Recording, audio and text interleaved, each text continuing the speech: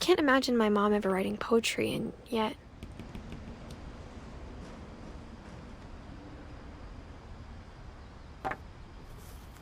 A poem for Gus, who always said the wedding was a bad idea. Our father never hit us kids, at least not very hard, before the day my brother said with teenage disregard that he'd be dead before he'd see a wedding in our yard.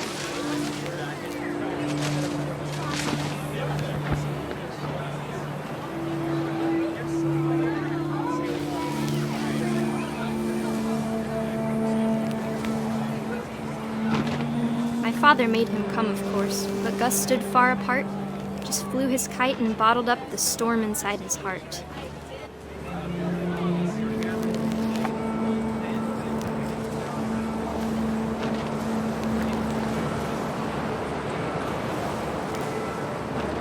I tried to talk him out of it, but though he'd never met her, "We don't need a stepmom," were the words that I now pronounce you husband and wife. You may kiss the bride.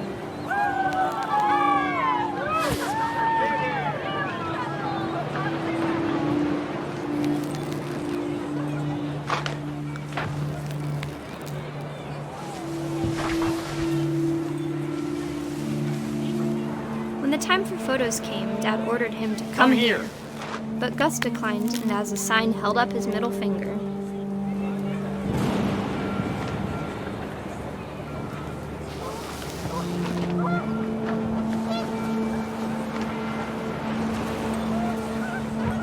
The wind picked up, and panicked geese appeared and quickly went. But all the humans did that day was go inside the tent.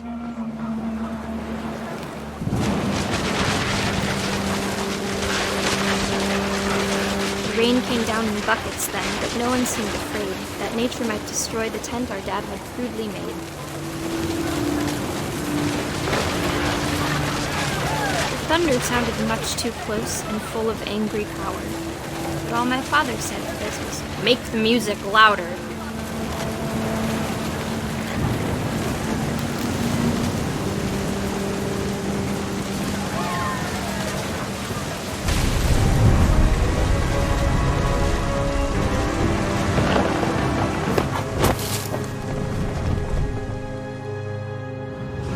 I wish that I could truly say I thought about you on that day. Out there on the beach alone, just you, the wind, the sea, and foam. But I didn't, until we found you.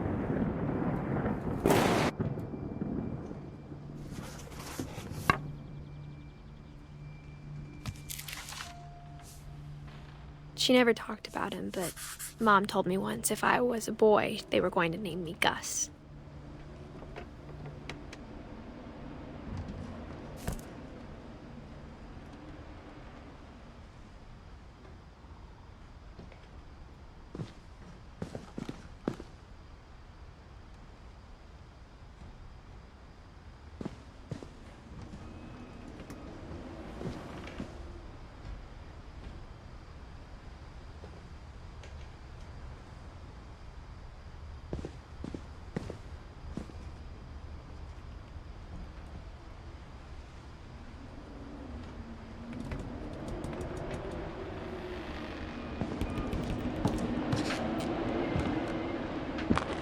My mom moved up to the loft after her brothers died.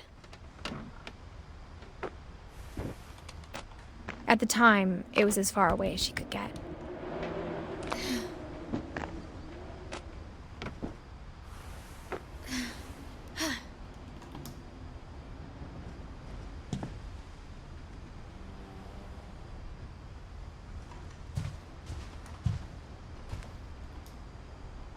She spent a summer building houses in Calcutta, where she met my dad, Sanjay.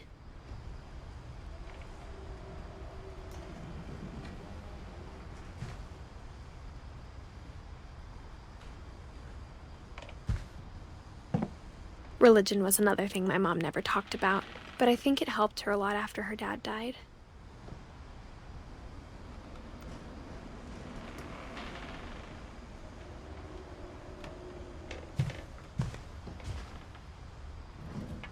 My mom moved to India a week after graduation and got a job teaching English.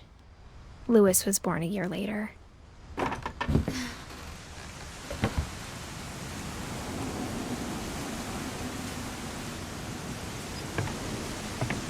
When my dad died, I don't think Mom knew where else to go. I'm sure Edie was happy to have her back.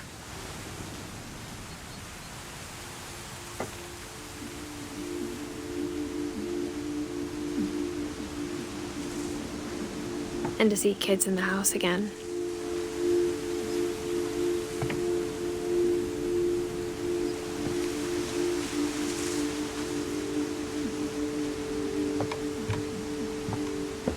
The house had to get a little bigger, but Edie was used to that.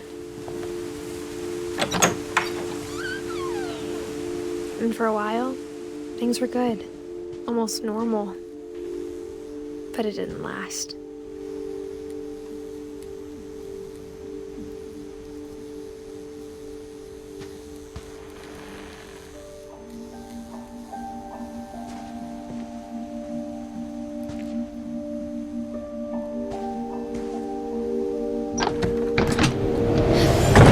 The beginning of the end was Milton's 10th birthday, when Edie gave him a castle.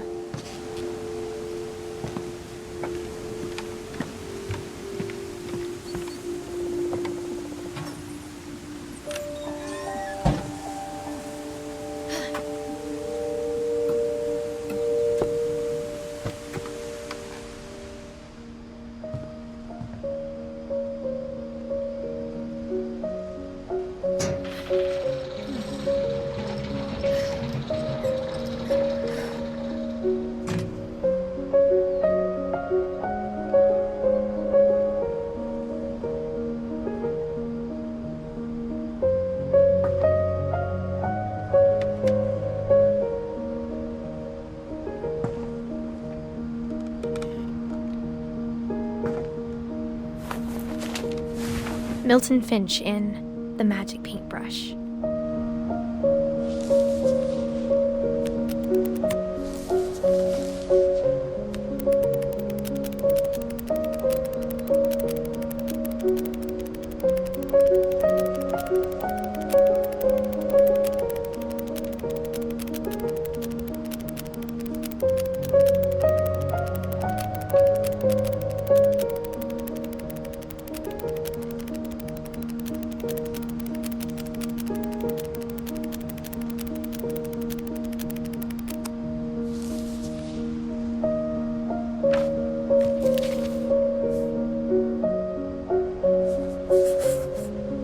I was 4 when Milton disappeared.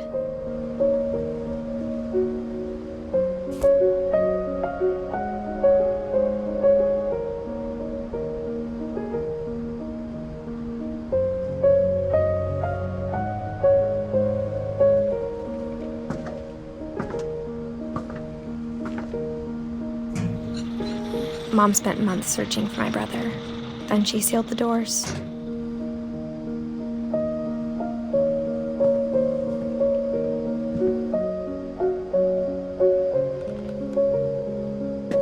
Whatever Milton had found in the house, Mom didn't want it getting out.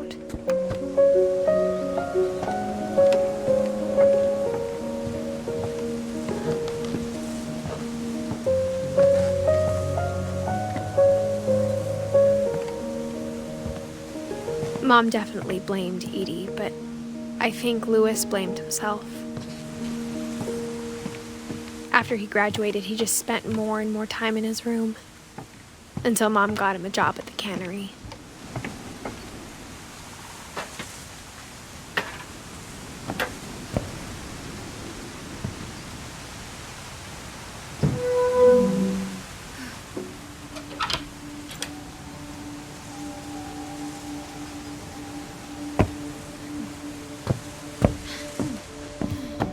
Louis's room smelled very, very familiar. That part of him lived on. Louis and I spent a lot of time playing games together, but he was surprisingly bad at them. He died a lot.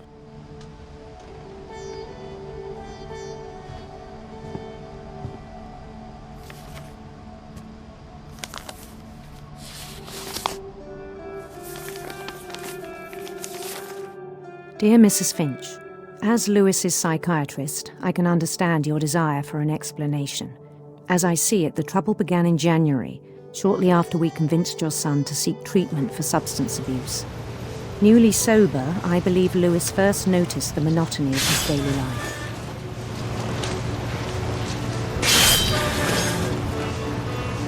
He kept working at the cannery, but he withdrew part of himself.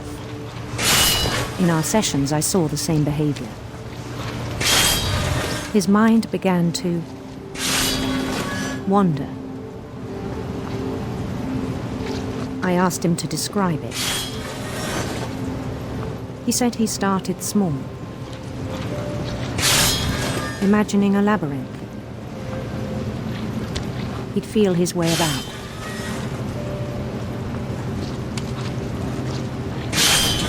Then something moved. Bats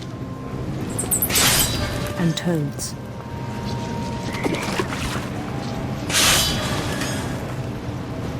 And things that have not names. He knew it was all in his head.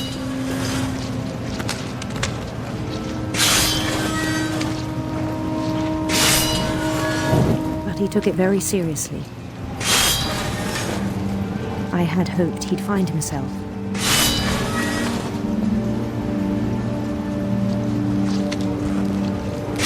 But he found something more.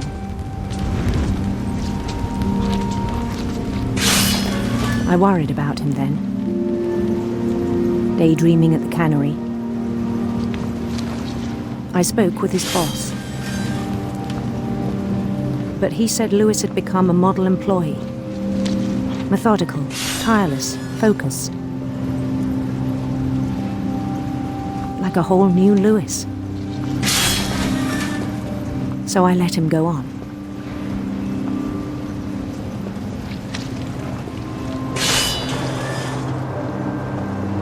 I even encouraged him. It seemed very promising at first.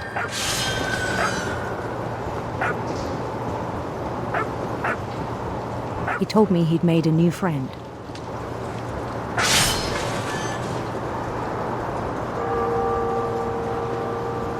On the edge of a city he named Lewis Utopia. He built the city up slowly, brick by brick. Then he made musicians.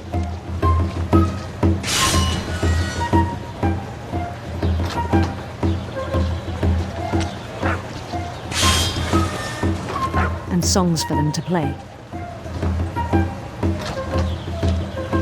He talked about starting a band. And he was always humming something. Every day his imagination grew stronger.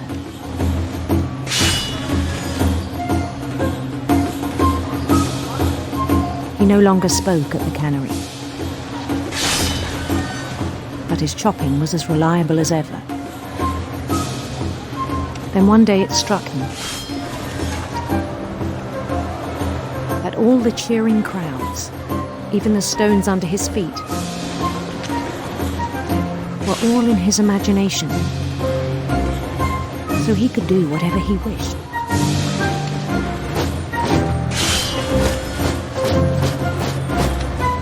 He held an election for mayor, and he won.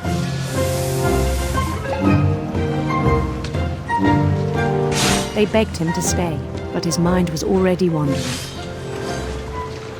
It became a game for him.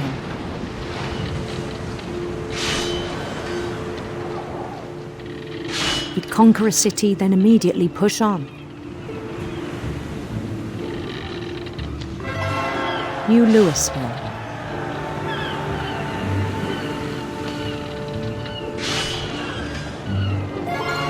St. Louis. He started drifting away from our reality.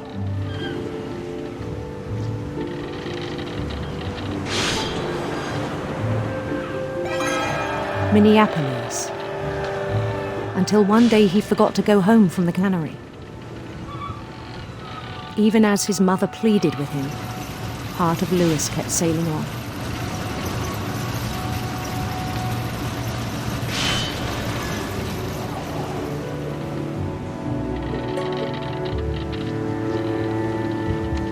In Lewisburg, he heard rumors of a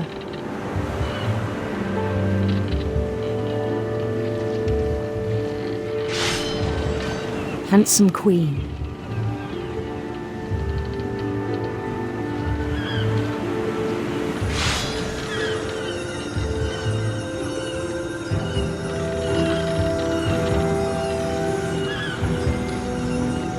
The queen was on her own quest for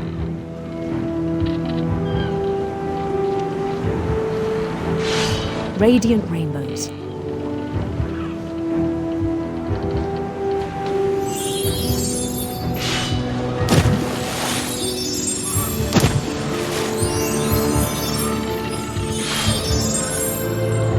He followed the sound of her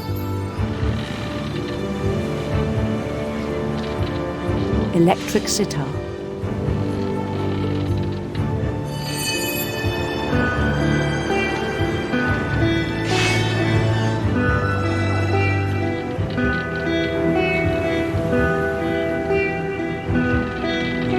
His chase led him to a golden palace east of the sun and west of the moon. Even then, his logic remained sound.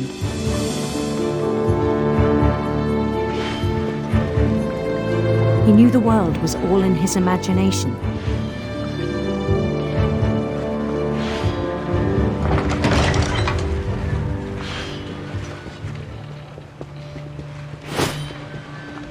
But he was so proud of having created it.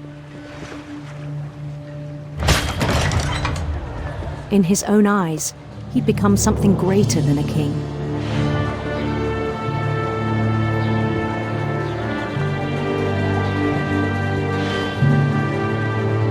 For someone who'd never known success in the real world, I think it was overwhelming. And then it struck him that the real Lewis was not the one chopping salmon, but the one climbing the steps of a golden palace.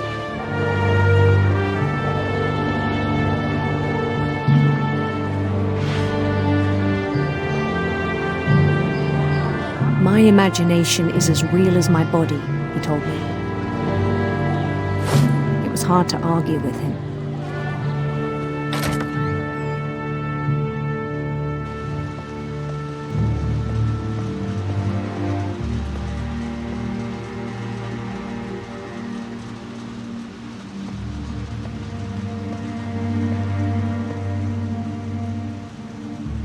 He began to forget the world we know.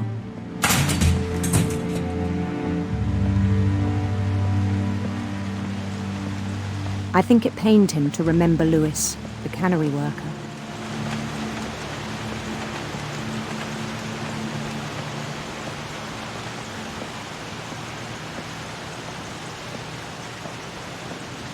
He began to despise the man with a royal contempt.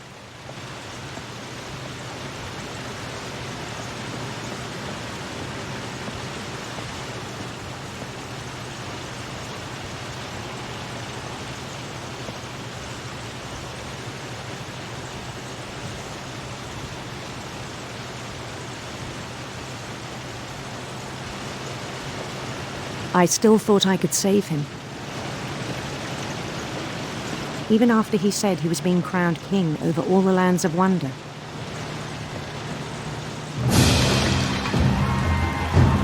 The palace would be packed with his companions.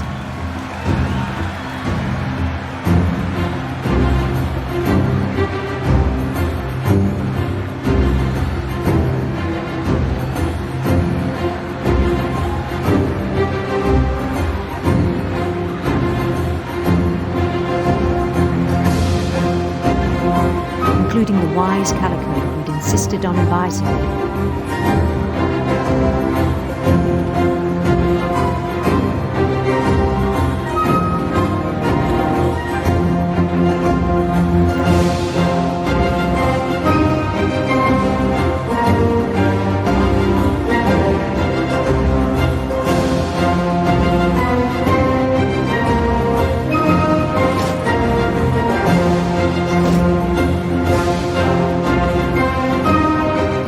Waited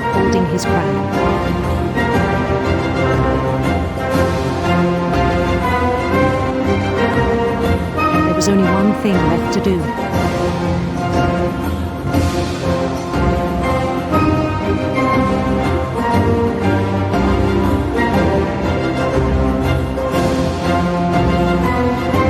Bend down his head.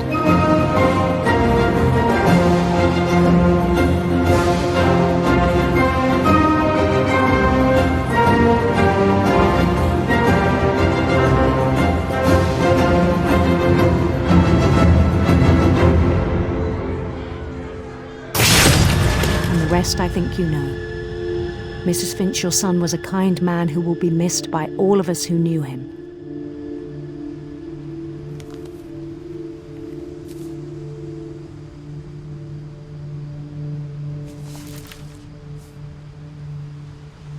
My brother was really cool. I wish you could have met him.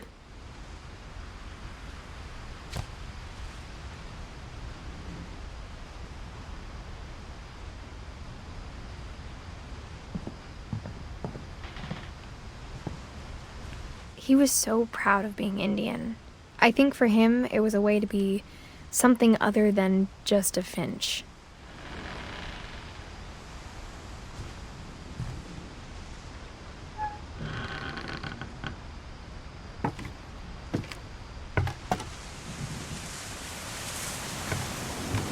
On the way back from Lewis's funeral, my mom told me to start packing. She waited until the day before we left to tell Edie. I'm not sure if she wanted to make it easier or harder.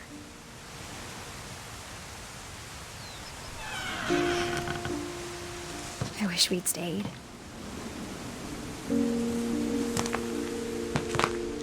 But I understand why we left.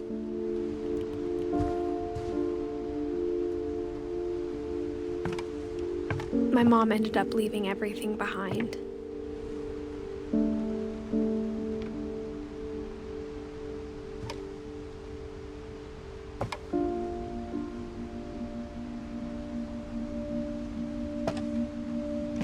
What happened that night had been coming for a long time. Maybe it should have come sooner.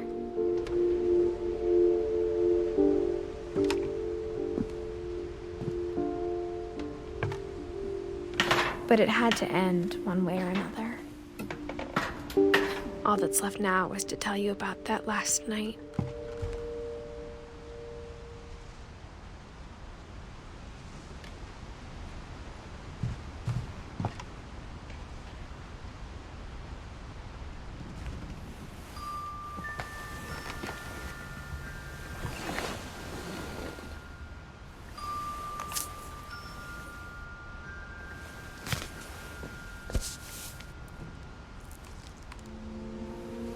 That whole last day, Edie just watched us pack and didn't say a word. Until supper, when she raised her glass and said, "To our final night together, and all our final nights apart." Grandma, you know what I said about alcohol. Some of your medications are very Edith, specific. I left a present for you in the hallway. Why don't you go open it? The grown-ups have to argue now. I'm sorry, you're right. We're all leaving tomorrow. Let's just enjoy our last... I'm not leaving. Edith, you're excused.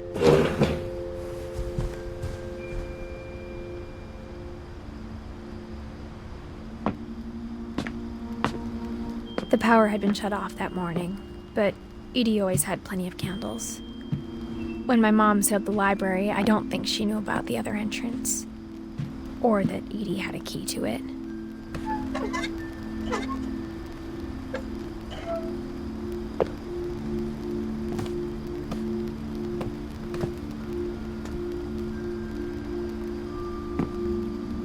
The thing you're afraid of isn't going to end when you leave the house. Edith has a right to know these stories. My children are dead because of your stories. I think it's best if Edith and I leave tonight. We'll have the nursing home send a van for you in the morning, okay?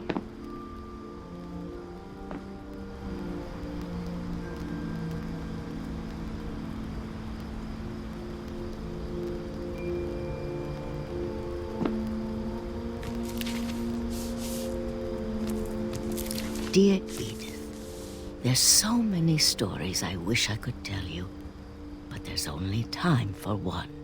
This is about what happened on the night you were born. That night, the tide went way, way out. It was the first and last time I ever saw the old house aground. There'd been an earthquake out in the middle of the ocean. They called it the lowest tide in 1,000 years. God, it smelled awful. You know, I've seen that house every day of my life.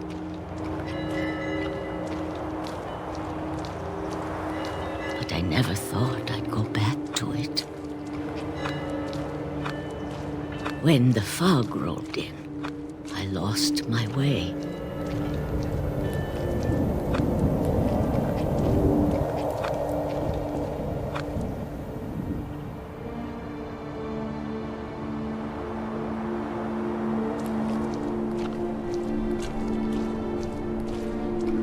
I got turned around.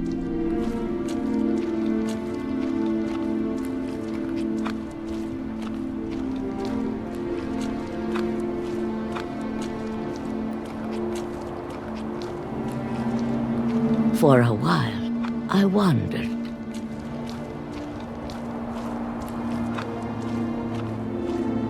I started seeing things.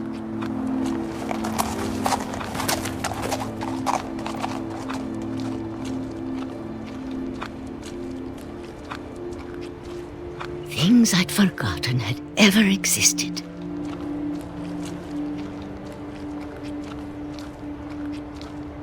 But when I saw them, they felt like old friends. That night, a lot of things came back to me. Or maybe I came back to them.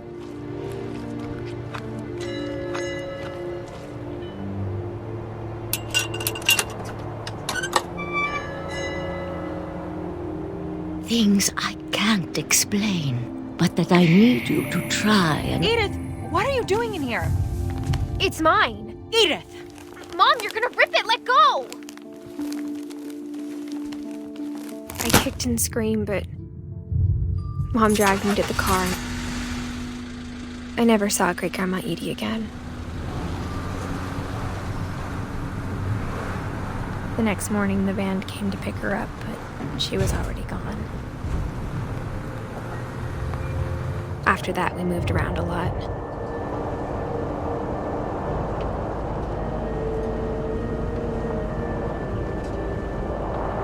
We both tried to make the best of it.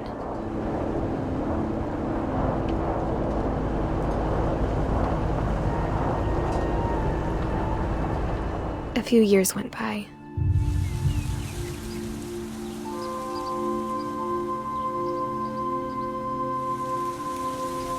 My mom didn't like to talk about it, but she started getting sick a lot. The rest happened pretty quickly. She got better for a while, and then she didn't. And then I was alone.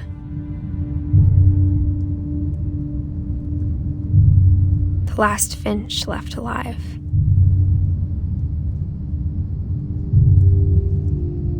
Until I found out about you. I'm still not sure what to tell you about all this. If we lived forever, maybe we'd have time to understand things. But as it is, I think the best we can do is try to open our eyes. And appreciate how strange and brief all of this is. This journal was supposed to be for you. But now I hope you'll never see it. I just want to meet you and tell you all these stories myself. But I guess if you're reading this now, things didn't work out that way.